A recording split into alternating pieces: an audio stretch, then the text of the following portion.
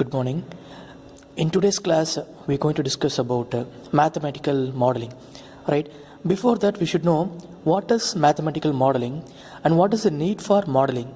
Right? We'll start one by one. For example, what is the word meaning by model? If you see the word model, it is derived from a Latin word model, which means modus. Right? Modus, M-O-D-U-S, which means it is nothing to. It's simply measure, right? So model is a small representation of some object. That is called as model. I repeat, it's a small representation of the small object, right? And what is mathematical modeling? Mathematical modeling is nothing but it's a small representation of some process, right?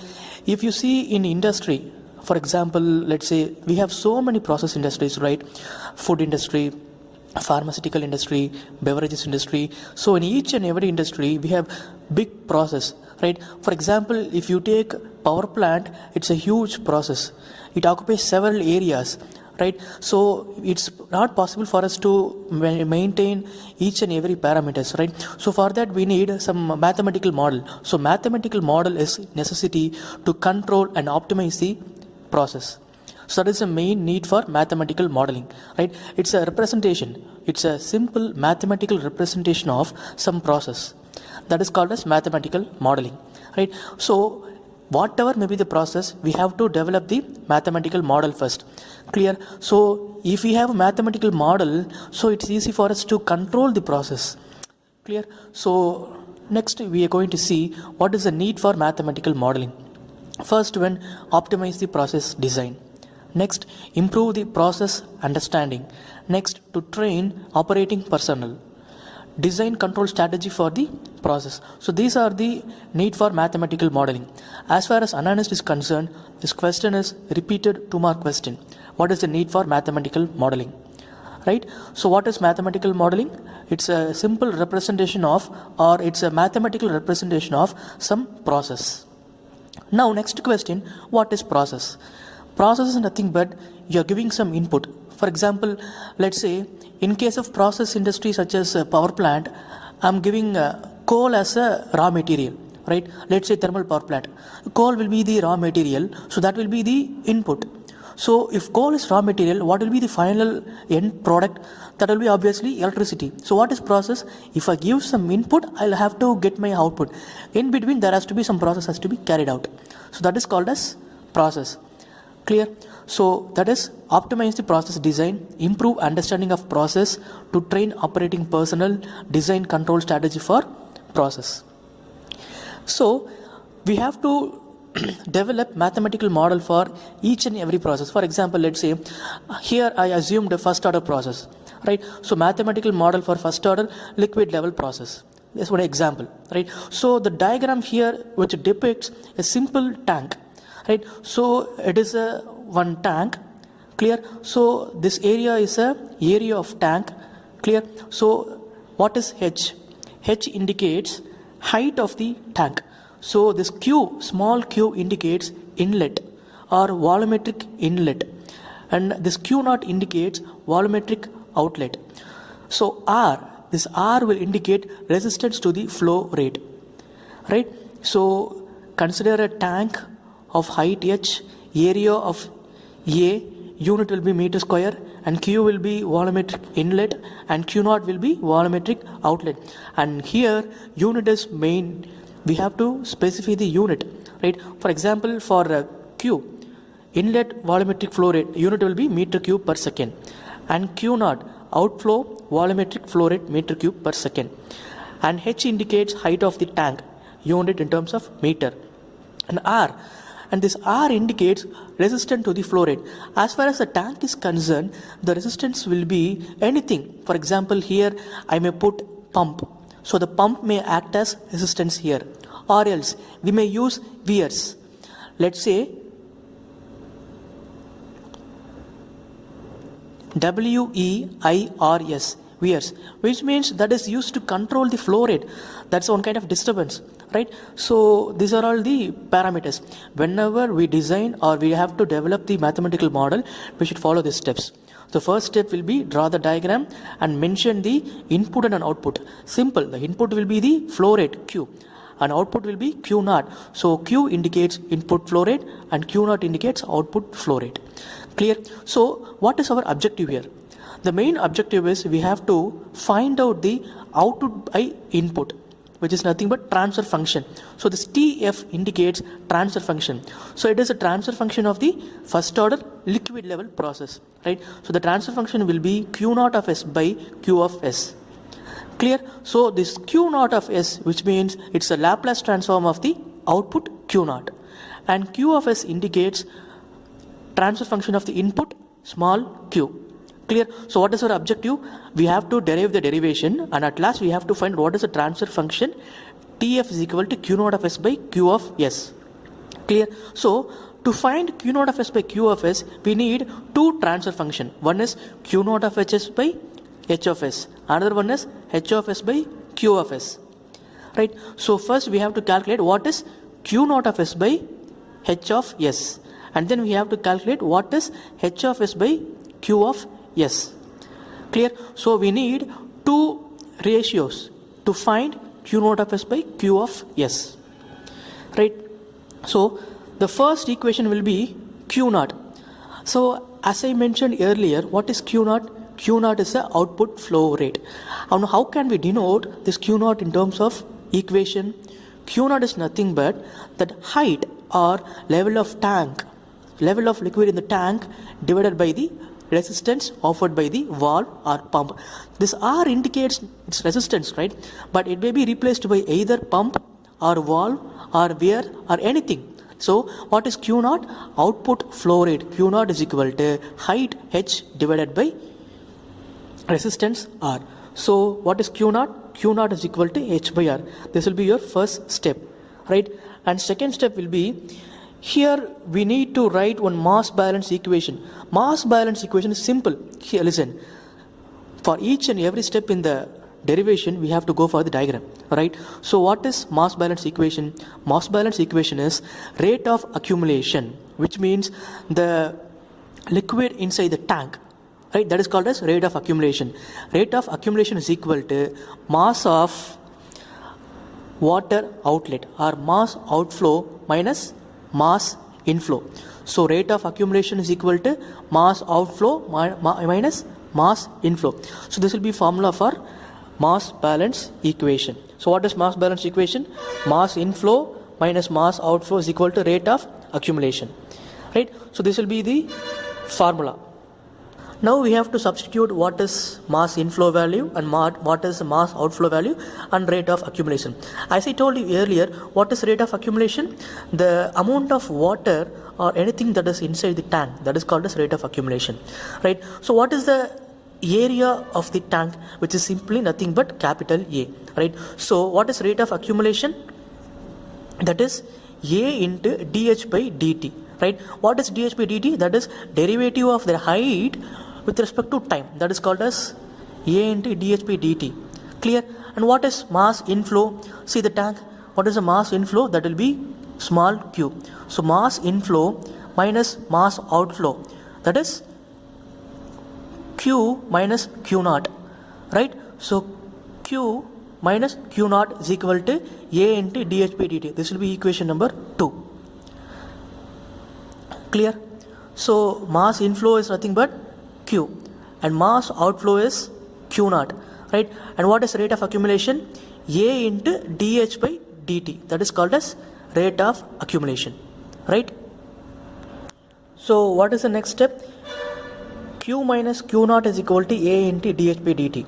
So we know the value of q naught from equation 1, right? What is q naught? It's a volumetric output flow rate, which means q naught is equal to, see here, q naught is equal to H by R, right? Substitute that q naught is equal to H by R in this equation.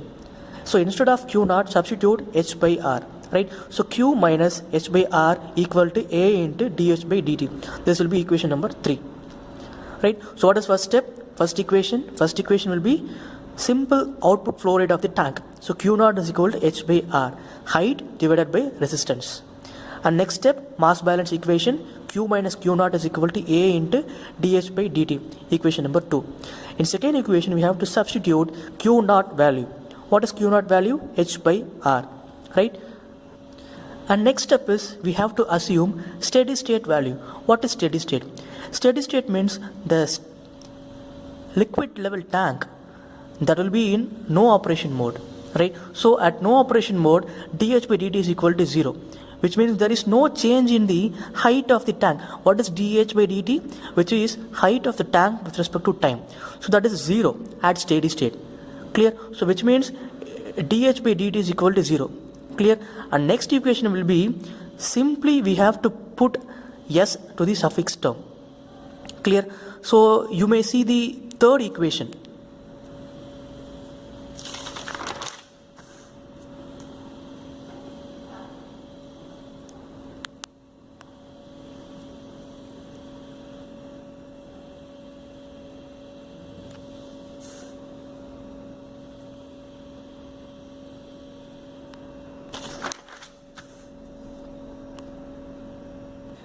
And next step will be we have to apply final value theorem.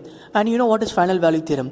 Limit t tends to infinite h of t is equal to limit s tends to 0 s into h of s, right? For example, if the input drastically changes, in first case I assume that input will be steady state input.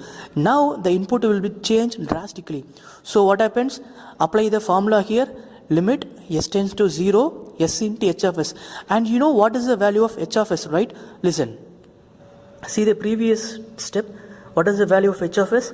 H of s equal to r by s into 1 plus tau s, right? So we have to substitute this value h of s in final value theorem. So substitute h of s value here. So what is the value of h of s? R by s into 1 plus tau s. So listen, r by 1 plus tau of s into s, and this s will be from the final value theorem.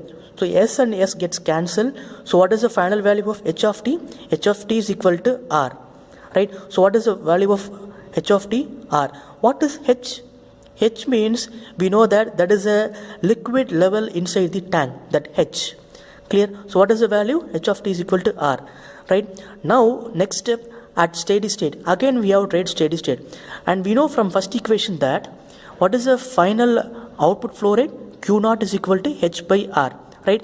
So when we write steady state equation for this one, so how it looks like? It turns, as I told you, whenever you write steady state, simply add s term here, right? So Q naught s is equal to hs by r. Clear? So looks like Q naught s is equal to hs by r. This will be equation number 6. And next step will be you have to subtract first equation from the sixth one. See, Q naught of s minus Q naught. Q naught of s minus Q naught equal to hs minus h by r. This r will be common. So what will be the next step? Q naught minus Q naught of s is equal to capital Q naught. And h minus h is equal to h term. As I told you earlier, these are all deviation variable, right? So instead of Q naught minus Q naught s, I can put capital Q naught. And instead of hs minus h minus hs, I can put capital H here, right? So instead of Q naught minus Q naught of s, I'll put capital Q naught, and instead of h minus hs, I'll put capital H, right? So next step will be, listen, so this will be Q naught. So capital Q naught equal to capital H by R, right? Do you know how we get the equation? Simply subtracting 6 minus 1. The sixth equation will be nothing but it is obtained from the first equation. Simply by taking steady state for the first equation. That's why we have Q naught s is equal to hs by r. And next step will be we have to take Laplace transform for this one, Q naught, which means capital Q naught minus equal to h by r. If you take Laplace transform, it will turn as Q naught of s equal to h of s by capital R, right? So we need Q naught of s by h of s, right? I'll tell you why we need Q naught of s by h of s. Now we have to go back to the diagram again. You may ask why we have to find out this h of s by q of s and q naught of s by h of s, right? Why? Because we need at last transfer function, which means simply output by input. For that sake only, I find out two terms separately. One is q naught of s by h of s, another one is h of s by q of s, right? Now you may know why we are doing like this. See the step here. Q naught of s is equal to h of s by r. When you bring this numerator term to denominator side, which means q naught of s by h of s is equal to 1 by r, right? So what is transfer function? Transfer function equal to q naught of s by q of s, right? And what is q naught of s by q naught of s by q of s is equal to q naught of s by h of s into h of s by q of s. You know what is the value for h of s by q of s? Just now we found that it's 1 by r. And what is the value of q naught of s by h of s? That also we determined already.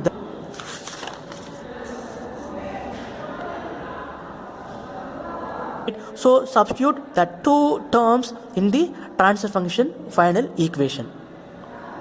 See the equation. Q naught of s by q of s is equal to 1 by r term, and you know from where we get the 1 by r term, that is q naught of s by h of s. And what about r by 1 plus tau s? And that will be the transfer function h of s by q of s. Now r and r gets cancelled. What is the final equation? 1 by 1 plus tau s. So that is the final transfer function. Final transfer function is denoted as g of s. G of s is equal to q naught of s by q of s, which means output by input equal to 1 by 1 plus tau s. What is tau value? A into r, right? So 1 by 1 plus tau s. So whatever may be the process, the first order equation will be always 1 by 1 plus tau s or 1 by 1 plus ar into s. So far we discussed this mathematical model for first order liquid level process. Next will be same first order pressure level process. Next will be first order temperature process. So as far as unannounced syllabus is concerned, we are going to discuss only these three: first order liquid process level, and first order pressure process, and then first order temperature process. So in all the three derivations, the final equation will be same. G of s is equal to q naught of s by q of s is equal to 1 by 1 plus tau s. Tau is nothing but time constant a into r, right? So 1 by 1 plus tau s. So in all the three derivations, you know what will be the final conclusion, right? And next question, we got transfer function, which means we developed a mathematical model. And what we are going to do with this equation, that is g of s equal to 1 by 1 plus tau s. So obviously this will be your transfer function output, and this will be your input, right? So if you vary your input, you will get the output. That is called as transfer function. So how far you have to change the area, and how far you are going to change the resistance value. Resistance here is nothing but it's a pump pressure or else a valve type or wears, right? So transfer function nothing but output by input. Q naught of s by q of s equal to 1 by tau into s, 1 by tau s plus 1 or 1 by 1 plus tau s.